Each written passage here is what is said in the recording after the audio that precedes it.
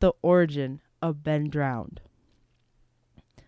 Ben had always been a normal kid, a very big Legend of Zelda fan. Why? He even looked like Link, with long hair, rather wide eyes. But let's rewind back. Ben had always been a normal kid. This was a lie. This went for his parents too. His stereotypical parents, who always hugged their son in portraits around the house and made him lunch every day, were not so normal either. Kids in Ben's neighborhood always thought he was spoiled, since he got Zelda games almost every night. But they didn't know his awful truth, his horrific life behind his house walls. Ben sat on the swing set of the playground of his school, swinging back and forth slowly. He looked at his bruised legs. They're only falling off the playground. He had always lied to his teacher. Ben finally murmured to himself, They taught you to never judge a book by its cover. Well, they didn't teach good enough. He stopped swinging and lifted himself off the swing. He grabbed his backpack and started to head home. When he got home, his parents doing what they usually did when he got home, watching daytime TV. When his dad heard the door locked behind Ben, he turned the TV off. He turned and looked at Ben with his cold, unwelcoming eyes. It is 5 o'clock right now. You have to make dinner for me and your mother by 6:30. If you don't, there will be consequences, his dad said in a monotone voice. His mother and father got up and walked into their room, shutting the door behind them. Ben slaved over the food he was making for his parents for what seemed like forever. When he finally finished getting their plates ready, he looked at the clock. His heart dropped like a stone at the bottom of a pond. 6:39? He hissed to himself. Panicking, he quickly rushed to the table where his parents were already sitting. His father glared at Ben with a look of sourness and hatred. Ben looked away, holding back tears, and set the plates down in front of his parents in silence. He then rushed to his room. At 8:56 that night, his father ripped open the door to Ben's room, his face red with rage. "You finished cooking late," he growled. "I'm sorry. There weren't any clean dishes and..."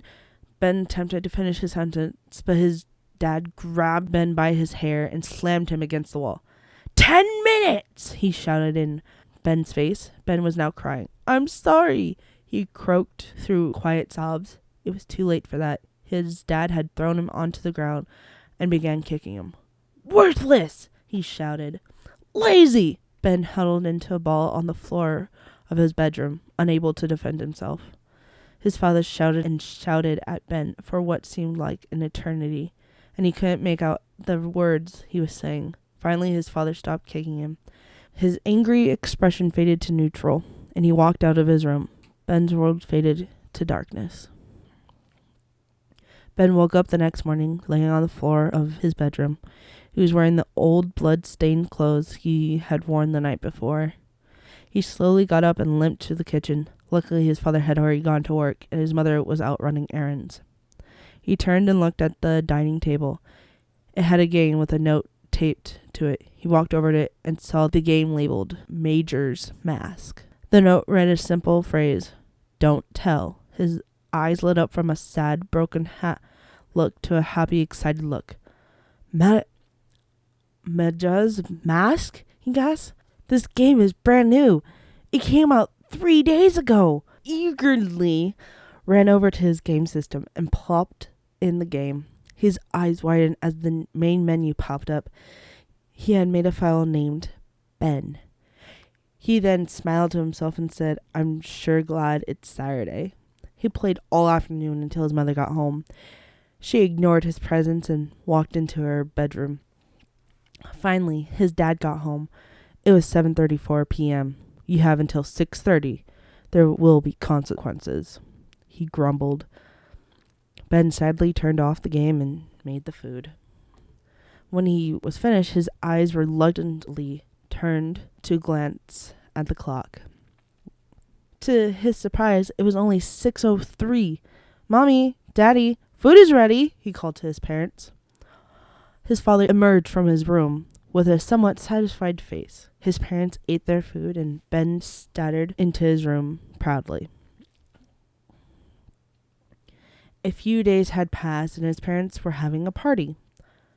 Ben sat on the section in the living room on the edge of his seat. He had reached the boss battle, where he was fighting Skull Kid.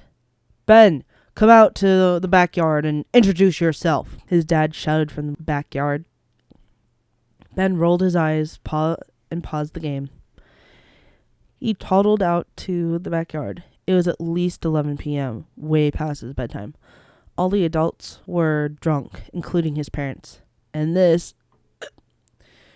is Ben. He's my useless son," his dad attempted to say. Ben was used to these comments, kept a stern face. "Aw, he looks kind of cute," the adults said, gathered around him like chickens at feeding time. Finally, his dad picked him up and said, "Hey guys, watch this," and threw Ben into the pool.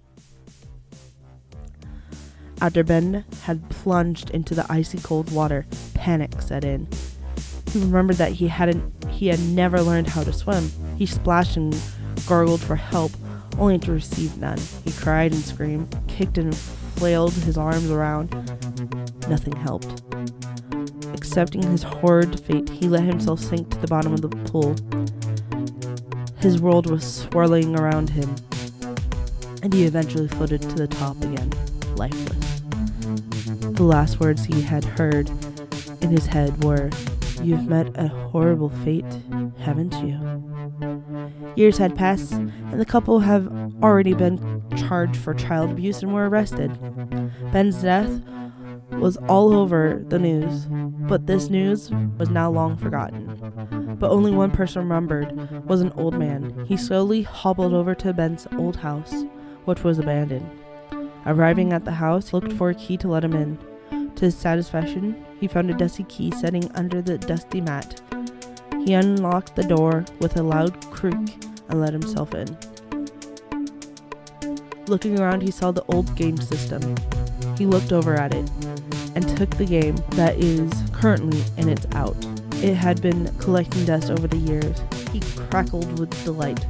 "Perfect," he mumbled, and put the game in his pocket.